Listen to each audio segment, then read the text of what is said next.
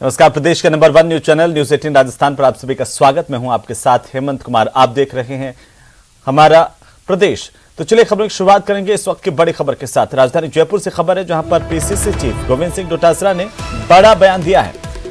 गोविंद सिंह डोटासरा ने कहा है कि राजस्थान बीजेपी में टूट चरम सीमा पर है। उन्होंने कहा कि वसुंधरा राजे, कल एक और विधायक से उन्होंने कहा जो परिस्थितियां हमारी पार्टी में चल रही हैं, उससे लगता है कि 2023 में कांग्रेस की सरकार बनेगी। ये बड़ा बयान गोविंद सिंह डोटासरा का। डोटासरा ने कहा है कि राज्य कह रही थी कि 2023 में कांग्रेस की सरकार बनेगी। वो इतनी व्यथित हैं कि 1 साल पहले ऐसी बात कह रही हैं। यह कहना है प्रदेश अध्यक्ष कांग्रेस पार्टी के गोविंद सिंह डोटासरा का। ये जनता पार्टी में टूटन चरम सीमा पर है प्रदेश में, और मैं दावे के साथ कह सकता हूं, किसी विधायक को मैं नाम नहीं लेना चाहता।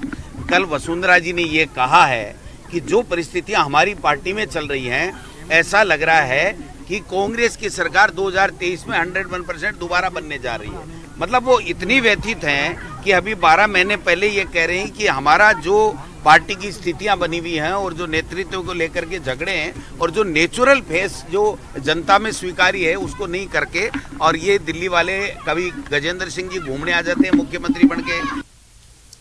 तो चलिए आगे बढ़ेंगे। गहलोत सरकार ने 30,000 से ज्यादा संविदा कर्मियों को नियमित करने का बड़ा फैसला किया है। पंचायत सहायक, शिक्षाकर्मी और पैरा टीचर्स को नियमित करने के आदेश जारी किए गए हैं। तीनों को अब शुरुआत में 10,400 रुपए का वेतन मिलेगा। जिन संविदा कर्मचारियों को अभी 10,400 से ज्यादा मिलते हैं, उनका वेतन पहले की तरह ही मिलता रहेगा। 9 साल की सर्विस पूरी करने पर 18,500 और 18 साल की सर्विस पूरी करने पर 32,300 रुपए सैलरी मिलेगी। इन पदों को Rajasthan contractual hiring to civil post rules के दायरे में लिया गया है। शिक्षाकर्मी, पैरा टीचर्स और ग्राम पंचायत सहायकों के पदनाम बदले गए हैं। शिक्षाकर्मी को अब शिक्षा सहायक, पैरा टीचर्स को पाठशाला सहायक और ग्राम पंचायत सहायक को विद्यालय सहायक कहा जाएगा। गहलोत सरकार का बड़ा ऐलान, प्रदेश के 30,000 से ज्यादा संविदा कर्मियों को नियमित करने का फैसला किया गया है और साथ ही इसे लेकर आदेश जारी किए गए हैं।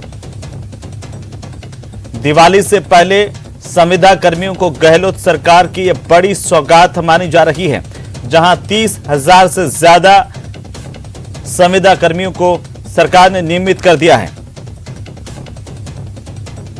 सहायक, शिक्षाकर्मी और पैरा टीचर्स जो 31,473 के लगभग हैं, उनको शुरू में 10,400 रुपये जो है दिए जाते रहे हैं, उनको बढ़ाकर 9 वर्ष बाद 18,500, और उसके बाद जब 18 वर्ष हो जाएंगे तो उनको 32,300 रुपये दिए जाएंगे। तो इस प्रकार लंबे अरसे से उनकी मांग चली आ रही थी कि हमारे पैसे बढ़ाए जाएं या हमको किसी न किसी रूप में सरकार जो है हमारी मांगों को सुने। मुझे संविदा समिति का कैबिनेट सब कमेटी का अध्यक्ष भी बना रखा था, तो हमने शुरू में बोनस अंक देकर जिस विभाग में जो वैकेंसीज निकलती है उसमें जो संविदा के ऊपर काम करने वाले लोग हैं उनको बोनस अंक देकर नियमित करने का एक सर्कुलर चीफ सेक्रेटरी के माध्यम से निकलवाया था। तो चलिए आगे बढ़ेंगे। आज जयपुर वासियों को दूसरे सबसे बड़े पार्क की सौगात दी गई है। आपको बता दें कि मुख्यमंत्री अशोक गहलोत ने सिटी पार्क का लोकार्पण किया है। मानसरोवर में यह पार्क करीब 52 एकड़ में फैला हुआ है। इस सिटी पार्क के प्रथम फेज का निर्माण कार्य पूरा हो गया है और यहां पर 65 मीटर ऊंचा राष्ट्रीय ध्वज भी फहराएगा। 2 फेज में बनने वाले इस पार्क के निर्माण को लेकर करीब 110 करोड़ रुपए खर्च होंगे। दोनों फेज पूरे होने के बाद सेंट्रल पार्क के बाद यह शहर का दूसरा सबसे बड़ा पार्क होगा। कहा जा रहा है कि ये दुनिया के नवीनतम पार्कों में से और हाईटेक पार्कों में से एक होगा। अंतर्राष्ट्रीय स्तर का इसे बनाया गया है, जो बेहद खूबसूरत है। राजधानी जयपुर के लोगों के लिए, गुलाबी नगर के लिए यह बड़ी सौगात कही जा रही है।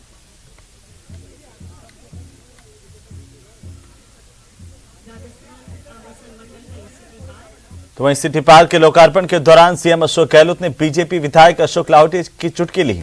सीएम ने कहा कि लाहौटी हमारी पार्टी के नेता हैं, लेकिन बीजेपी में डेपुटेशन पर गए हुए हैं। और इसके साथ ही सीएम अशोक गहलोत ने कहा कि विधायक लाहौटी को पिछले कार्यक्रम में कांग्रेस सरकार के कार्यों की तारीफ करना भारी पड़ गया था। इस बार लाहौटी तारीफ करने से बच रहे हैं। बात तारीफ करी तो आपकी पार्टी नेताओं ने आपकी क्लास दे ली थी उस वक्त।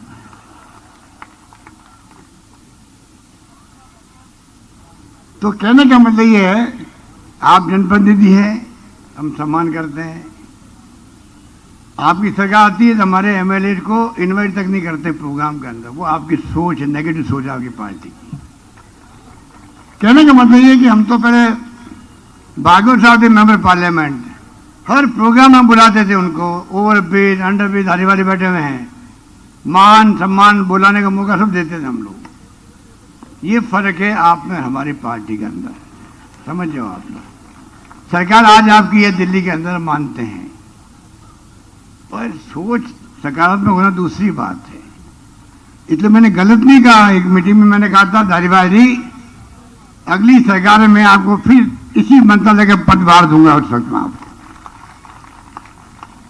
हालांकि लोगों ने कई तरह के कोविड कटाक्ष किए थे उस वक्त में, तो मैं फिर आज कहता हूं, ऐसा मिलना मुश्किल काम है, लोकल गवर्नमेंट का मंत्री मिलना मुश्किल है। तो वहीं मुख्यमंत्री अशोक गहलोत ने कोटा में चल रहे 20 विकास कार्यों को लेकर वर्चुअल लोकार्पण किया। इस मौके पर सीएम अशोक गहलोत ने लोकसभा अध्यक्ष और यूडीएच मंत्री की तारीफ की। मुख्यमंत्री ने कहा कि कोटा में ओम भी है, शांति भी है, फिर कमी किस बात की, ये जोड़ी है तो एयरपोर्ट बनने से कौन रोक सकता है।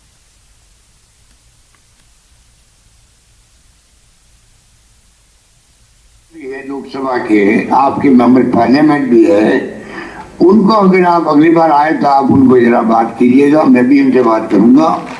और धारीवाल एक ओम शांति बहुत बड़ी कहावत है हमारे असेंबली के अंदर। इसलिए मैं समझता हूँ ओम शांति है, ओम भी और शांति भी है, फिर कमी किस बात की है। ये सुन के हमें सबको मिलकर के एयरपोर्ट जाना ही है। कोटा के अंदर एयरपोर्ट आते आप देखोगे टूरिज्म भी है, इंडस्ट्री भी है। जेके की तरह में इंडस्ट्री चली गई, बर्बाद हो गई, तो उसका रास्ता नया खुल जाएगा। डीसीएम भी आपके वहाँ है, इंस्ट्रूमेंटेशन लिमिटेड भी था, वो भी कमजोर हो गया। तो वहीं प्रदेश में एटीएम लूट और बैंक लूट की घटनाएं बढ़ती जा रही हैं। शुक्रवार को सवाई माधोपुर में बैंक ऑफ बड़ौदा की एक शाखा में लूट की बड़ी वारदात को अंजाम दिया गया। बाइक सवार होकर के 3 बदमाश हथियार लेकर के बैंक में घुसे और बैंक के कर्मचारियों की कनपट्टी पर पिस्तौल तान दी। इसके बाद बैंक से 6,76,000 रुपए की नकदी लूट कर फरार हो गए मौके से। और मौके पर पहुंची पुलिस ने बैंक के सीसीटीवी फुटेज खंगाले, जांच जारी है। होने का टाइम था, उस समय वो आए और हमारे ऑफिसर के ऊपर गन चालू किया। और एक जो ब्रांच हेड की केबिन में एक स्टाफ जो गन है वो ब्रांच हेड की केबिन में लेके चला गया और उससे ब्रांच हेड के जो ऑफिसर वहाँ पे बैठा था उस पर गन चालू की। ब्रांच हेड हमारे मार्केट में गया हुआ था रिकवरी के लिए, और एक जो इन्होंने जो ऑफिसर और कैश लूट कर ले जाने की ये लगभग 4 बजे की बात सामने आई है। और इस पर इनका आरोपियों के संबंध में तलाश करवा रहे हैं। क्या कुछ हथियार बंद थे सर? ये जो स्टाफ ने जैसा हमारे को बताया कि इनके पास छोटा हथियार, स्टाफ ने बताया। चलिए आगे बढ़ेंगे और इसी बीच दिल्ली से बड़ी खबर मिल रही है। आपको बता दें इस वक्त की सबसे बड़ी खबर दिल्ली से। जेपी नड्डा, बीएल संतोष, सतीश पूनिया, अरुण सिंह का आज मंथन हुआ। मीटिंग के बिंदुओं के क्रियान्वयन को लेकर के ये अहम बैठक हुई है। कोर ग्रुप की बैठक के बाद वरिष्ठ नेताओं की भी बैठक हुई है, जिसमें जेपी नड्डा, बीएल संतोष, सतीश पूनिया, प्रदेशाध्यक्ष भारतीय जनता पार्टी के, प्रदेश के प्रभारी अरुण सिंह इस मंथन में शामिल रहे। और इन नेताओं के बीच में गहनता से चिंतन किया गया कि आज की जो कोर ग्रुप की बैठक हुई थी उनके बिंदुओं का क्रियान्वयन किस तरीके से होगा, ये तय किया गया है। ये बड़ी जानकारी है इस वक्त की। कोर ग्रुप की बैठक के बाद वरिष्ठ नेताओं की बैठक, जिसमें सतीश पूनिया की मौजूदगी प्रदेश की तरफ से रही और साथ ही साथ प्रदेश के प्रभारी अरुण सिंह मौजूद रहे। वहीं बीएल संतोष और जेपी नड्डा इस बैठक में शामिल रहे।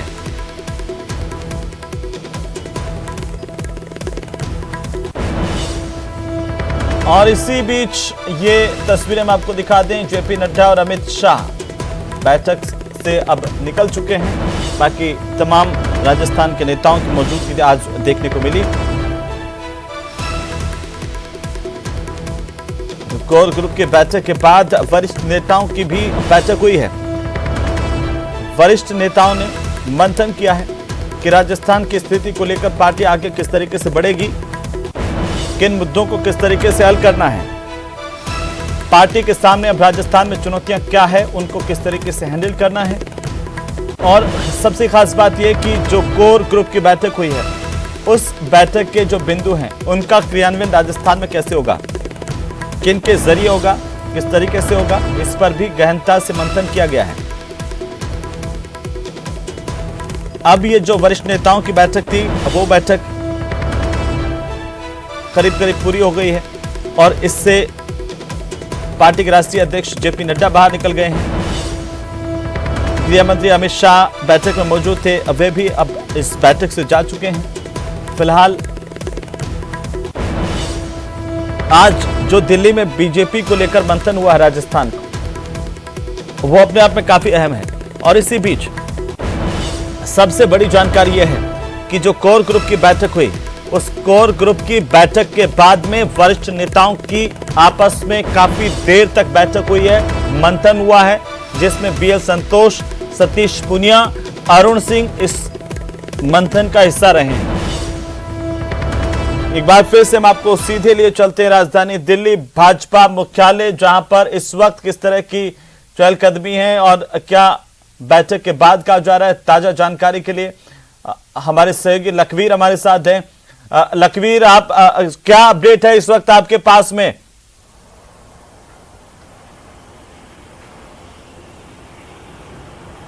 बिल्कुल हेमंत, 8:30 बजे 1.5 घंटे चलने के बाद कोर ग्रुप की बैठक का समापन हुआ। अधिकांश कोर ग्रुप के सदस्य निकल गए, लेकिन गृह मंत्री अमित शाह, बीजेपी अध्यक्ष जेपी नड्डा, प्रदेश प्रभारी अरुण सिंह, संगठन महामंत्री चंद्रशेखर, प्रदेश अध्यक्ष सतीश पूनिया, सह प्रभारी विजया राहटकर, ये जो महत्वपूर्ण नेता थे, ये बीजेपी मुख्यालय रुके। 9:15 बजे एक बार फिर से वरिष्ठ नेताओं की बैठक शुरू हुई, जिसमें इस कोर ग्रुप की बैठक में जो बिंदु सामने आए हैं उनके क्रियान्वयन और आगामी रणनीति को लेकर चर्चा हुई। ये बैठक जारी रही, जिसके बाद ये तमाम जो नेता थे, इसमें से गृह मंत्री अमित शाह, बीजेपी के राष्ट्रीय अध्यक्ष जेपी नड्डा इस बैठक से निकल गए, लेकिन अभी भी संगठन महामंत्री जो राष्ट्रीय संगठन महामंत्री बीएल संतोष, बीजेपी प्रदेश अध्यक्ष सतीश पूनिया, प्रदेश प्रभारी अरुण सिंह, संगठन महामंत्री चंद्रशेखर और सह प्रभारी विजया राहटकर भारतीय जनता पार्टी के राष्ट्रीय मुख्यालय में मौजूद है, जो कि मंत्रणा कर रहे हैं और चर्चा कर रहे हैं कि आखिरकार जो कोर कमेटी में जो क्रियान्वयन के लिए जो बिंदु सामने आए हैं, जो प्रमुखता से जिन पर चर्चा हुई है, उसको कैसे संगठनात्मक रूप से धरातल पर उतारा जाए और आगामी रणनीति जो भारतीय जनता पार्टी की और जो निर्देश आलाकमान द्वारा दिए गए हैं, उसको कैसे अब संगठनात्मक रूप से धरातल पर उतारा जाए, इसको लेकर अब भी बैठक जारी है। हालांकि जो तमाम नेता थे 6:30 बजे राष्ट्रीय मुख्यालय आ गए थे। 7 बजे बीजेपी कोर ग्रुप की बैठक शुरू हुई। 8:30 बजे यानी कि 1.5 घंटे तक बैठक जारी रही। जैसे ही बैठक खत्म हुई, अधिकांश कोर ग्रुप के जो राजस्थान के सदस्य थे वो निकल गए, लेकिन वरिष्ठ नेता लगातार अभी भी भारतीय जनता पार्टी मुख्यालय में जुटे हुए हैं, जो कि अभी भी बैठक कर आगामी रणनीति तैयार करने में जुटे हुए हैं और जो भी बिंदु सामने आए उसके क्रियान्वयन को लेकर अभी भी चर्चा जारी है। लखवीर, आज का जो मंथन जिस पर सबकी निगाहें लगातार टिकी हुई थी कि भाजपा में अब आगे क्या कोई बड़ा फैसला पार्टी के स्तर पर हो सकता है, इस बैठक में साफ कर दिया गया है। तमाम चीजें इस बैठक में साफ हो गई हैं। जो लोग इस आखिरी बैठक का हिस्सा रहे, जिन्होंने मंथन, और अब ये संकेत सीधा सीधा क्या माना जाए कि यही वो चेहरे होंगे जो राजस्थान भाजपा को आगे लेकर के जाएंगे, क्रियान्वित करेंगे, जो केंद्र से निर्देश मिलेंगे उनसे, जिनमें बात करें तो चाहे वो बीएल संतोष हो, सतीश पूनिया हो, अरुण सिंह हो या विजया राहटकर हो।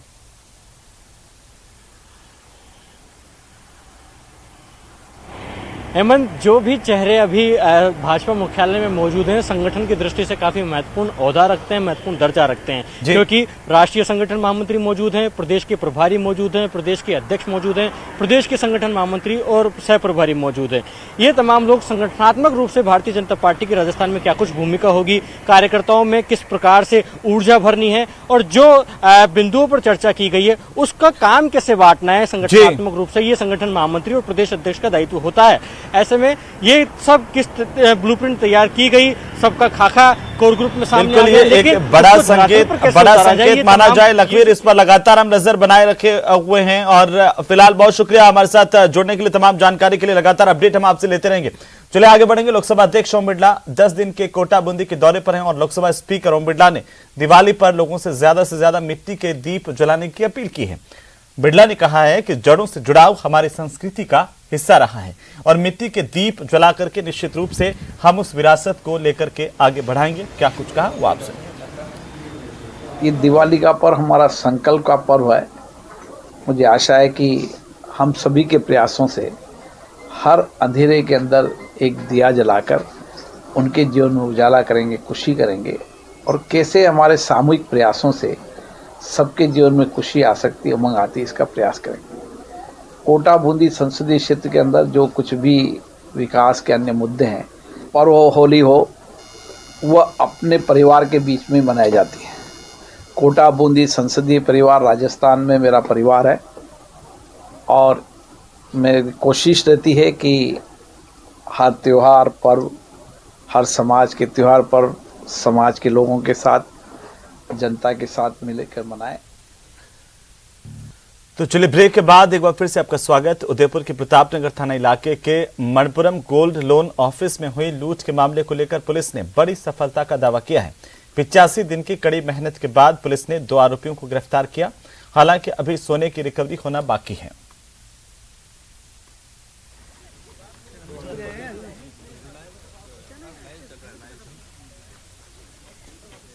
यहाँ के स्थानीय पुलिस के लिए भी प्रैक्टिकली देखें तो बहुत ज़्यादा टाइम इन्वेस्ट करना पॉसिबल नहीं हो पाता है। हम ज़्यादातर जांच का दायरा आसपास के 1-2 स्टेट्स तक रहता है।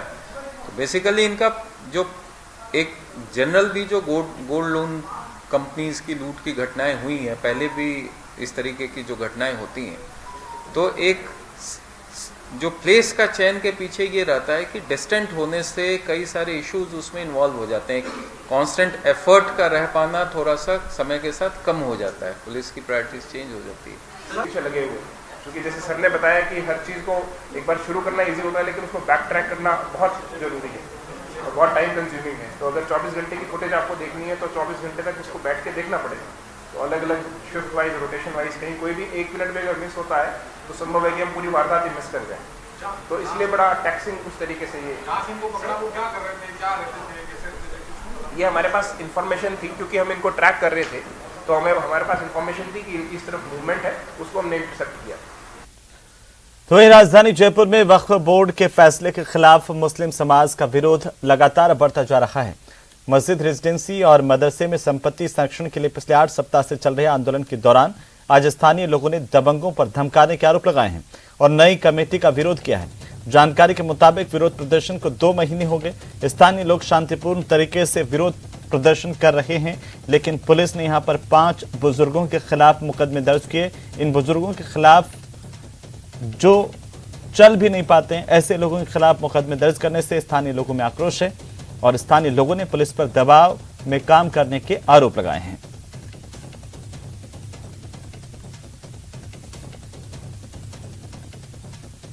जिन्होंने शिकायत की थी उनको इसके अंदर पदाधिकारी बनाया गया। तो मैं वक्फ बोर्ड चेयरमैन साहब से गुजारिश करना चाहूँगा कि एक बार उनको रिव्यू करना चाहिए।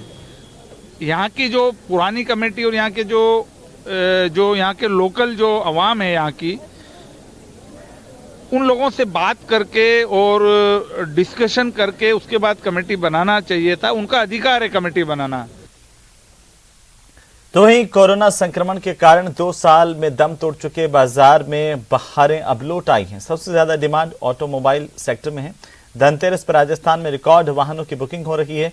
अकेले धनतेरस पर शुभ मुहूर्त में कुल 70,000 से ज्यादा दोपहिया और चौपहिया वाहनों की खरीदी की जा रही है। धनतेरस के मौके पर लोग बाजार से 15,000 से ज्यादा घरेलू और वाणिज्यिक चौपहिया वाहनों की खरीदारी कर रहे हैं। वहीं 60,000 से ज्यादा दोपहिया वाहनों की खरीदारी हो रही है। हालात यह है कि बाजार में अधिकांश घरेलू वाहनों के लिए 3 महीने से भी ज्यादा की वेटिंग है और इसी तरह से सोने चांदी की कीमतों में नरमी के कारण लोग जमकर इनकी खरीदारी करते हुए देखे जा सकते हैं।